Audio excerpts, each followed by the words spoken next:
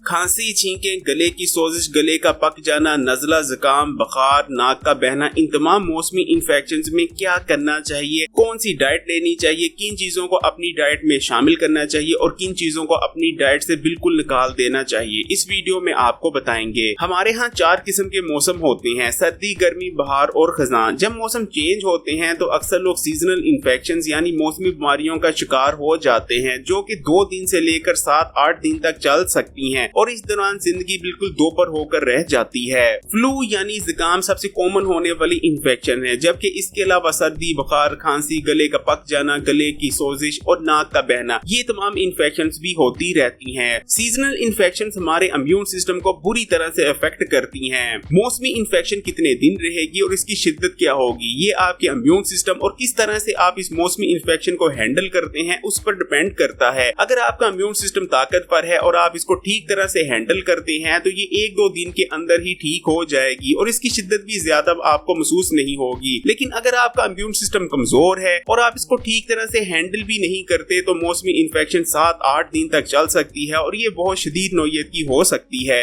Seasonal infection के इलाज के लिए कभी भी डॉक्टर के पास नहीं जाना चाहिए, क्योंकि सबसे पहली चीज ये है कि डॉक्टर के पास सीजनल इन्फेक्शन का इलाज मौजूद नहीं होता, वो सिर्फ सिम्टम्स का इलाज करता है। और दूसरी चीज, हमारे मेडिकल सिस्टम की नौयत क्या है वो सब जानते हैं। बस आपने इन कुछ चीजों का ख्याल रख लेना है, फिर देखें आपकी मौसमी इन्फेक्शन कितनी जल्दी ना सिर्फ ठीक हो जाएगी बल्कि उसकी शिद्दत भी ज्यादा महसूस नहीं होगी। मौसमी इन्फेक्शंस के इलाज में सबसे इम्पोर्टेंट रोल प्ले करती है हमारी ग़िज़ा। कोशिश करें कि आप लिक्विड फूड का ज्यादा इस्तेमाल करें और सॉलिड फूड का कम से कम इस्तेमाल करने की कोशिश करें, जैसा कि आप यखनी या सूप का इस्तेमाल कर सकते हैं। यखनी विटामिन, मिनरल्स और प्रोटीन से भरपूर होती है। जरूरी नहीं कि आप गोश्त की यखनी का इस्तेमाल करें, बल्कि चिकन से बनी हुई यखनी का भी इस्तेमाल किया जा सकता है। यखनी में मौजूद न्यूट्रिशन अच्छी तरह से आपकी बॉडी में जज़ब होती है और सॉलिड फूड के मुकाबले में बहुत ज्यादा न्यूट्रिशन आपको मिलती है। खिचड़ी भी लिक्विड फूड की बहुत अच्छी मिसाल है। आप खिचड़ी का इस्तेमाल कर सकते हैं, लेकिन आप मूंग की धुली हुई दाल से बनी हुई खिचड़ी का ही इस्तेमाल करेंगे, किसी और दाल से बनी हुई खिचड़ी का इस्तेमाल नहीं करना। लेकिन कुछ ग़िज़ाएं ऐसी भी हैं जिनका इस्तेमाल बिल्कुल भी नहीं करना चाहिए, लेकिन लोग मौसमी इन्फेक्शन के दौरान इन्हें मामूल की ग़िज़ाएं समझकर इस्तेमाल कर रहे होते हैं। इन ग़िज़ाओं में केला शामिल है। केले का इस्तेमाल बिल्कुल नहीं करना चाहिए, क्योंकि सबसे पहली चीज की केला ठंडा होता है और इसको इस्तेमाल करने से बलगम में मजीद इजाफा होता है। इसी तरह आलू का इस्तेमाल भी नहीं करना चाहिए, क्योंकि आलू बादी होता है। इसी तरह साबुत मसरों और माश की दाल का इस्तेमाल भी नहीं करना चाहिए, क्योंकि माश की दाल बादी होती है और मसर ठंडे होते हैं और जिस्म में बलगम और रेशा में मजीद इजाफा करने का सबब बनते हैं। सीजनल इन्फेक्शंस के दौरान सबसे हेल्दी फल सेब रहता है। सेब को इस्तेमाल करने से न सिर्फ जिस्म में खून पैदा होता है, सेल्स पैदा होते हैं, आपकी इम्यूनिटी बढ़ती है, बल्कि आपके जिस्म में ताकत भी आती है। इसके अलावा आप अनारों का इस्तेमाल कर सकती हैं। अनारों का इस्तेमाल भी बेहद मुफीद रहता है, लेकिन अनारों को इस्तेमाल करते वक्त आपने 2 चीजों का खास ख्याल रखना है। सबसे पहली चीज कि आपने लाल अनारों का इस्तेमाल नहीं करना, क्योंकि लाल अनार खट्टे होते हैं। खट्टे अनार इस्तेमाल करने से आपका गला मजीद पक सकता है। इसके अलावा आपने अनारों के ऊपर नमक डालकर इस्तेमाल नहीं करना, बल्कि नमक डाले बगैर अनारों को इस्तेमाल करना है। और कोशिश करें कि व्हाइट अनारों का ही इस्तेमाल करें, क्योंकि व्हाइट अनार ज्यादा खट्टे नहीं होते।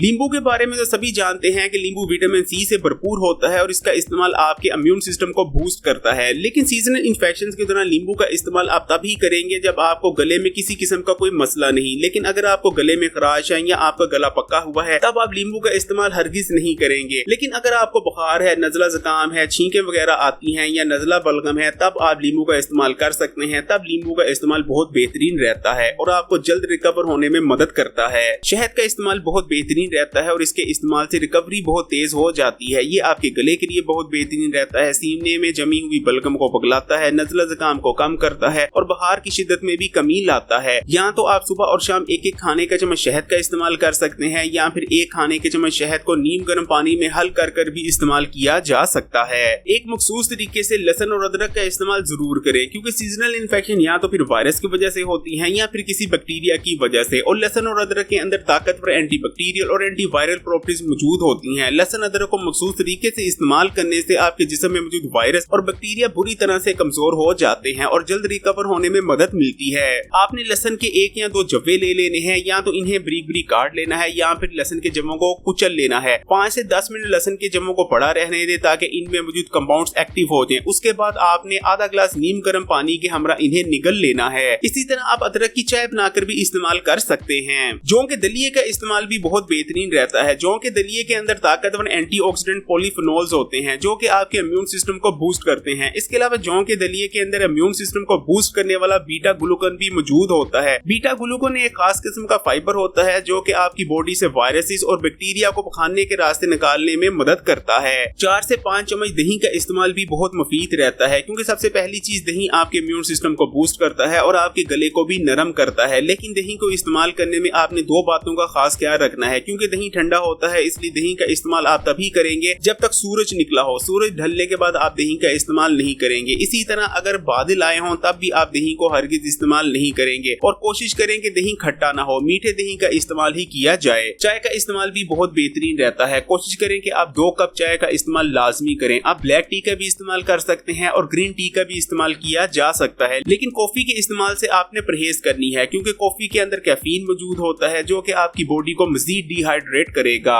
सीजनल इन्फेक्शन से जल्द रिकवर करने के लिए सबसे जरूरी चीज है आराम। जितना मुमकिन हो सके आप रेस्ट करने की कोशिश करें। इस दौरान आपने एक्सरसाइज बिल्कुल नहीं करनी। इसके अलावा मीठी चीजों को बिल्कुल अवॉइड करना है, क्योंकि जितना ज्यादा आप मीठे का इस्तेमाल करेंगे उतना ही ज्यादा आपका इम्यून सिस्टम मजीद कमजोर पड़ता जाएगा। इसी तरह आपने फ्राइड चीजों को इस्तेमाल नहीं करना और ठंडी तसीर की चीजों को भी इस्तेमाल करने से परहेज करना है। इसके अलावा अगर आपको बुखार वगैरह है तो आप जनरल बुखार की मेडिसिन भी इस्तेमाल कर सकते हैं। अगर ये वीडियो आपके लिए हेल्पफुल रही तो लाइक करें, और अगर अभी तक Hakim Ali health and beauty tips को सब्सक्राइब नहीं किया तो लाल बटन दबाकर इस चैनल को सब्सक्राइब करने के बाद घंटी के आइकॉन को भी दबा दें और ऑल नोटिफिकेशन को लाजमी सिलेक्ट कर लीजिएगा। और हाँ, यहाँ से इस वीडियो को तमाम ही सोशल नेटवर्क्स पर अपने दोस्तों और रिश्तेदारों के साथ जरूर शेयर कीजिएगा।